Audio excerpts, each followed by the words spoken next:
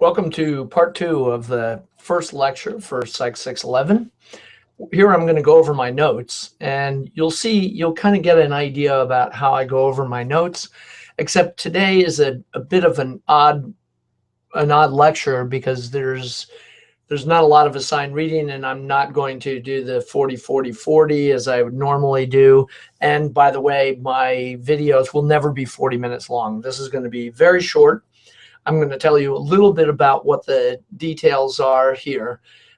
There are always going to be some errors in this, and I apologize for them, but these are older notes where I've changed the reading. Rosenthal and Rosnow is no longer my required textbook. I now have a different textbook. But the first thing is I always ask preliminary questions. This is just for you to think about. Have you read all the assigned reading for today? I want to make sure that everybody is prompted for that so that you know that that's my expectation. Did you understand the material? And do you understand the process of the modules? Because at this point, we've already talked about the modules, and I believe you will have many, many questions about the syllabus. The introduction for today started with the syllabus, and I will go over that later, but or I've gone over that in a video, but during lecture time, I will go over the syllabus again. During this video, I want to talk about two primary things that will probably differentiate my class from many other classes. And the first thing is that I give you kind of my expectation or understanding of the learning process. And the learning process in statistics is the way I envision it is a helix.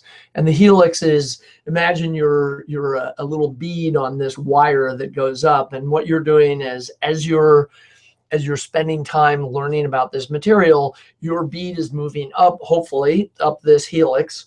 And you begin with basic arithmetic understandings of statistics, that is addition, subtraction, multiplication, and division, about how to put those pieces together. And then you put those pieces together in simple calculations like a mean. You sum up all of these numbers and you divide by the number of numbers. And that's those simple calculations are what comprise your understanding of a mean, let's say. And then your conceptual understanding is, what does that mean represent? And then finally, as you get more and more of an understanding about means, you'll understand why calculate a mean as opposed to a median or a mode, and when to do it, why to do it, what does it represent. So what I hope to do throughout the course is to be able to push you as a bead up this helix so that you have a much more deeper understanding and appreciation, so that you can apply a principled application, or apply these tools principally to the things that you're most interested in. So that's my expectation and the model that I go by. The other thing that I want to talk about that's a slight deviation from the way people introduce statistics is I start with an advanced organizer. It's a fairly complicated model, and I'm going to make reference to it a lot, and I draw it so many times that you'll get sick of it, but I want you to draw it a lot of times so that you have an understanding. This, by the way, is a latent variable model. And here in this figure 2, we have an antecedent. That's the first blue figure, or oval. And there's a consequence. So ant is not an ant insect, but it's an antecedent and a consequence. An antecedent causes a consequence. And that's what we expect in science, to be able to figure out what causes what.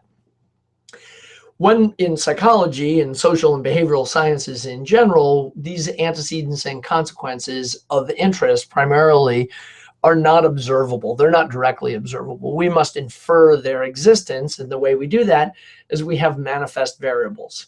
Here, V1, V2, and V3 serve as manifest variables of our antecedent. Our antecedent, let's say, is happiness, causes the way you report how happy you are, the way you behave, whether you smile, and the way other people infer your happiness. They make observations about you and they label you as happy or unhappy. And so those could be manifest variables, V1, V2, and V3 of happiness, our antecedent. And then our consequence could be something like longevity. How long do you live? And we assume that people who are really happy live longer. I don't know whether that's true. And at this point, I don't really care. But as an example, we have happiness as an antecedent and longevity as a consequence. Now, how do you measure longevity? Well, you can measure it as both number of years that that you live, the quality of those years, that could be V5, and V6 could be how people view you as a vital entity that's independent, right? So you could have self-report, you could have a measure of number of years living, you could have observations, you can have a number of measures that are manifest variables for longevity. So these different measurement models are the gray areas. Those gray areas are how we measure things. And that red arrow, that's the key to science. We really care about those because those are the causal inferences that we make. And statistics is really easy. Statistics is a tool that we quantify our uncertainty, primarily our uncertainty about that red arrow. So what you're going to learn from this class is you're going to learn this principled application of statistics that will lead us to better appreciate these measurement models of our antecedent and of our consequence. And additionally, we're going to be able to quantify our uncertainty about that red arrow. And the thing I want to begin with is this whole idea of explaining variance. And I'm going to shift over to this shiny app that I created. And this is an application that just demonstrates a normal distribution. And what I want to show you is just how variance functions and why we care about variance. If you learn nothing else in this class all semester, you need to learn about the importance of variance. So I begin with variance, and I'm going to go over variance many times. And for this video, I talk a lot about this application, and what I want to show you is why variance matters. Okay, so let's begin. I have a normal distribution, and I have a sample size of 500, and it really doesn't matter the sample size, but I like to have it large enough so that I can show you not too many bars, okay? So it gets a little smoother as my sample size moves up, and it is a bit of a pain to move this slider, but I'll just show you what happens as I move it up. And then as I move it up to 5,000, you know, the bars pretty much remain the same. The reason why I stuck it at 500 is the bars look pretty nice right there. I decided to select a mean of 50. It's an arbitrary number. And these are random values. And I put the standard deviation of 1.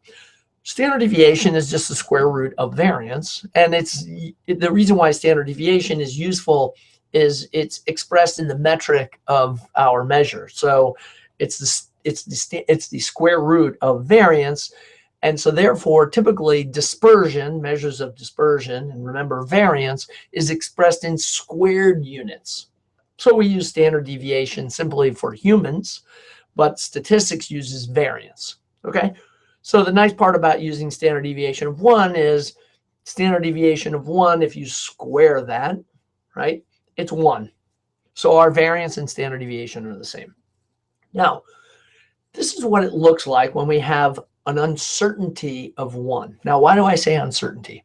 Well, to begin with, the mean is our best guess. So if I know nothing about this sample and I realize or I hear or I'm communicated in some way that the mean for this sample of 500 people is 50.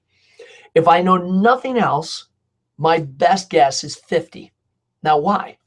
Well, because the mean represents the least square estimate. So that estimate is a measure of central tendency, something you're going to learn a lot about. And that measure of central tendency is our best guess. But our uncertainty about that best guess is our measure of dispersion. And our measure of dispersion here is our standard deviation of 1, which also is a variance of 1. Now, if I decide that what I really want is I want to fully appreciate the effects of dispersion on this best guess, I'm going to increase my standard deviation from 1 to 10. Now, what does that mean? My variance now is not 10, but it's 100. and take a look at the values now that it ranges from. So before, it was a pretty tight distribution, okay? Every time these are random numbers, okay? So you just have to appreciate the fact that it gets updated all the time. Here, it's got a range of from 46 to 53, and it's a pretty tight distribution where most of the values fall around 50. But as soon as I increase it from 1 to 10, now look at the uncertainty that we have. We go from 20 all the way up to 80. Now we're a lot less certain about 50 as being our best guess. So our measure of dispersion is our uncertainty. Now, in science, what we really want to be able to do is quantify our uncertainty. Quantifying our uncertainty means that we want to be able to understand and appreciate why do these values change around our best guess of 50. And you'll even see as I increase this, now we start with here is a mean of 50, but the standard deviation is 100, which means our variance is 10,000. Remember, it's squared. That's a big value. So here is 50, our mean. And look at the values that range between minus 300 and 300. There's not a lot of certainty there. As opposed to if I started with 50 and I put the standard deviation as 0.1, okay? That means that our certainty around 50 is pretty good. We're starting to appreciate that. And especially if we understood the metric, I don't know, these are random values, but if this metric were age in years, that's pretty tight. That's a pretty tight distribution. So it ranges from 49.8 to roughly 50.3. That's very, very tight, and there's not a lot of variance to explain. What we want to do in science is to be able to explain variability, explain why things vary around the mean. And the way we do that is we quantify it using a variety of statistical tools that help us make inferences about this era, okay?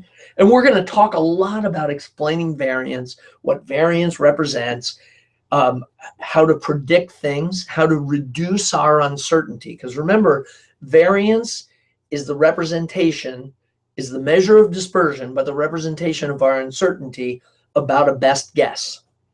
And that best guess is oftentimes going to be calculated by a mean. Now, it could be a grand mean, it could be all sorts of means, or it could be a median too. And that's the reason why you need to understand measures of central tendency. Those are our best guesses. And we understand measures of dispersion because that's the uncertainty around that measure of central tendency and our best guess. So throughout this course, what we're going to be talking about is quantifying our uncertainty. And in this case, this would be a relationship between an antecedent and a consequence. But there's times in which we want to know why does one group differ from another group. Here, this is more like a correlation. And all of these are about explaining variance. And I'm going to go into this in much greater depth during the lecture. So this is part 2, and this is kind of a quick overview of the material that I want to cover during class. And so you'll get it multiple times. Thanks for paying attention, and I look forward to seeing you during the lecture.